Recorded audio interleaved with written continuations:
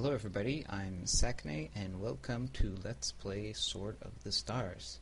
Some of you might know Sword of the Stars 2 is actually coming out very shortly, so I figured this would be a great time to do a playthrough of the original, which is actually probably on sale now on Steam and all these other places, so I figured a bunch of people would want to take a look at the original game.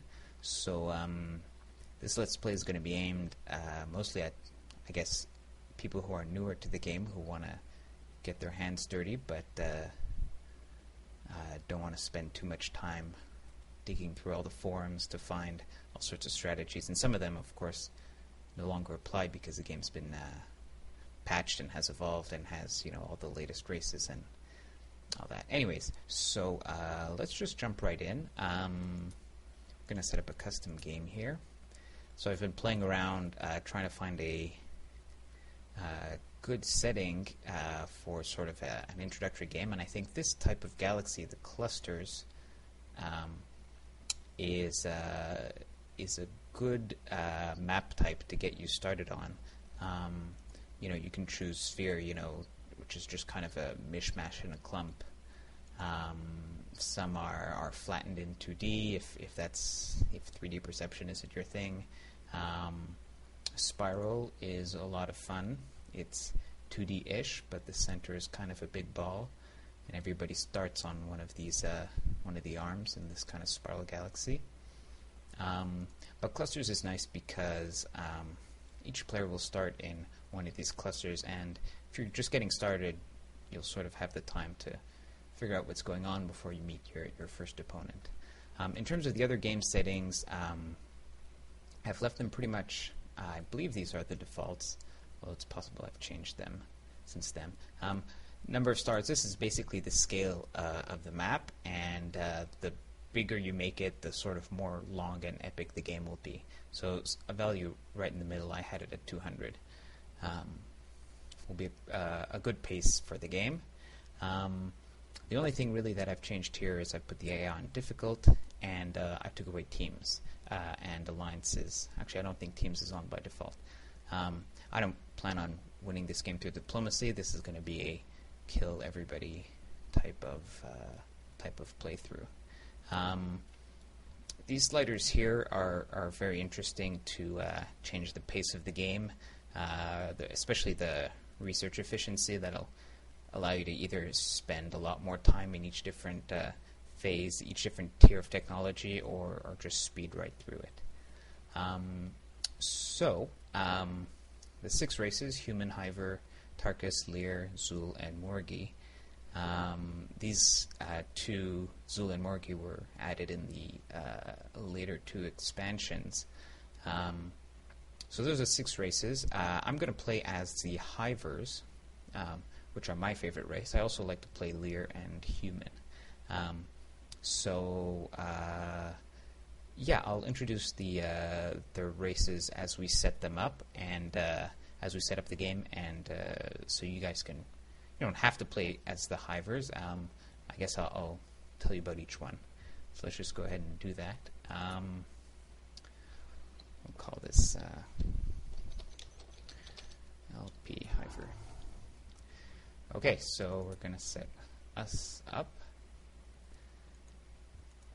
So let's be yellow, and we'll pick a matching icon, I guess. This is just for flavor. You can set this individually. You in the previous screen, you might remember you could set this globally, but here you can set it individually for each race. So if you want to give yourself a handicap, you can give yourself an extra boost at the beginning, or vice versa. When you set up your opponents, you can give them a large boost to make the game more difficult. Okay, so the races. So humans are so what I should back up and say what makes each of the 6 races different are 3 things: how they move around the star map, what kind of technologies they have access to, or I should say have preferential access to, because theoretically everybody can get every tech, and how their ships are laid out in terms of their turrets and strengths and weaknesses. So the humans have the fastest ships in the game, but they can't freely go from any star to any other star. They can only travel through node lines, which are kind of like if you played like Master of Orion 3, right? So the stars are connected in a predetermined way, and you can only go along those lines. But their ships are very, very fast.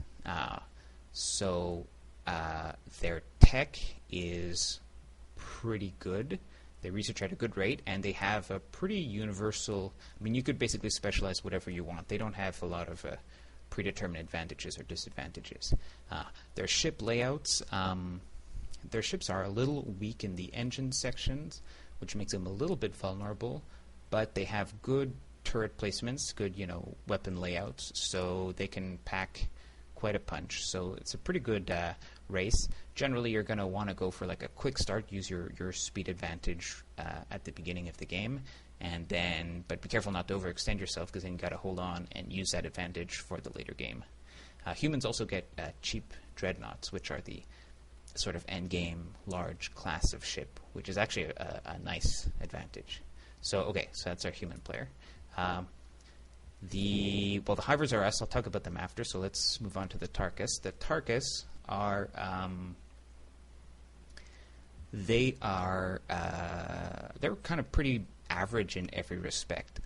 They can move from any star system to another. They have just a basic hyperdrive. It's not super slow. It's not super fast. Actually, compared to the other races, it's honestly a little slow. Their tech is probably biased a bit more towards energy weapons than projectile weapons, although, of course, that might not mean anything to you if you've never played the game. Regardless, towards the end of the game, they might be a bit behind in tech, but it's not a big deal. Their weapon layouts, they have very well laid out ships, though. They have very powerful command sections, which are the forward sections of the ships. So they're kind of very linear, go forward, attack, kill, kind of design in their ships. But their ships are quite strong and well armed and armored. And they have, I believe, their cruisers, which are sort of the middle ship size, are a bit cheaper, which is actually a nice bonus. So that's the Tarkus. Next up is the Leer. So the Leer are they're kind of like aquatic is sort of their theme here, as you can see. The Leer can move from any kind of like the Tarkus. They can move anywhere. They have probably the second fastest ships after the humans, but they don't have the restriction of moving through the node lines. So they have super fast ships as well. I should say, in terms of technology, they have the fastest tech rate. So these guys tech really quickly. They'll probably favor energy weapons over particle weapons. So that means lasers instead of mass drivers. They're also very good at biotech, which will allow you to grow your population faster. Their ship layouts tend to be fragile compared to other empires. So you'll have high tech, but you'll be a little squishy. In terms of their weapons, they tend to favor light weapon mounts, which means you'll never have any problems with point defense and things like that. But it could mean... So you're going to have to rely on basically high tech, few big weapons, but high tech and efficient weapons. So that's the Leer. The Zuul are pretty strange. So the Zuul have kind of the same system as the humans do. They have to move through node lines, but they can make their own node lines. Actually, they have to make their own node lines. So you kind of have to plow through space, kind of bulldoze your node lines to wherever system you want, and then you go from there. So they're quite fast once you get the node lines going, but a bit slow to build them. They are the worst at teching, but they have bonuses to sort of scavenge and salvage technologies from other races. Their ships are not particularly resilient, but they have a bejesus load of weapons. They just have like a lot of guns. So their idea is basically just load up a lot of whatever you can on your ships and go kill them. The Zuul have a lot of special mechanics, including slaves, and they sort of they kind of deplete their planets as they go along. So they're pretty challenging to play. I wouldn't recommend you play them as your first run through, but they can be quite a lot of fun. And then we have the Mori. The Mori are move around like the Tarus and the Leer, which means they can go from any star system to another. Their gimmick is that the more ships are together in a fleet, the faster that fleet will move. Their tech is pretty good. They specialize in a special kind of weapon, which are drones, and they have access to that technology right from the start, which gives them a nice early boost. Their ship layouts are kind of weird. The positions of the sections are kind of mixed up compared to the other ones, even though they still have the same ship sections. But their ships are very good. They don't have any particular weaknesses. They tend to be the turret arcs tend to be a bit limited for my taste. So, for example, you'll have a weapon that can only shoot forward or only shoot sideways instead of having sort of a wide range. But other than that, they can be quite a lot of fun to play. So that's the Mori. We'll leave these other two as random. And, well, before we start, I should talk about the Hivers, which is what we're going to play. So the Hivers are weird because, unlike the other races, they don't actually have warp drive, basically. So if they want to go from one star to the other, they just have to chug it, and it just takes forever to get there. But they have gates, warp gates, which allow them to instantly travel from any system to another where they've got a gate set up. So this has, as you can imagine, a lot of advantages and disadvantages. The advantage is that it's easy to defend and send your ships wherever they need to be, but if you want to move and expand and grow territory, it takes forever. In terms of tech, they're very slow techers. Only the Zuul probably are slower than them. So they don't tech very fast. They probably favor particle weapons versus energy weapons, but honestly, they just aren't very clever at figuring out any kind of weapons. But their ships are amazing. Their ships are really, really sturdy. So even though you'll have probably inferior tech, your ships can definitely stand their own against the ships of other empires. And not only are they sturdy, but their engine sections in particular have extra turret mounts, so they are quite well armed. So you might have not very sophisticated guns, but you'll have a lot of them.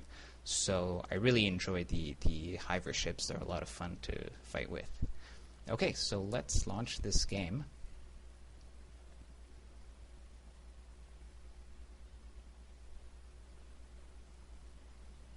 Okay, so here we are. Let's just take a quick look around and see how we're set up here. Okay, so actually it looks like we're going to be quite surrounded, but we've got a cluster here, and a cluster here all around us, but that's okay. We're the Hivers, we can take it. So I'm going to cut this video here, and I will see you in the next episode.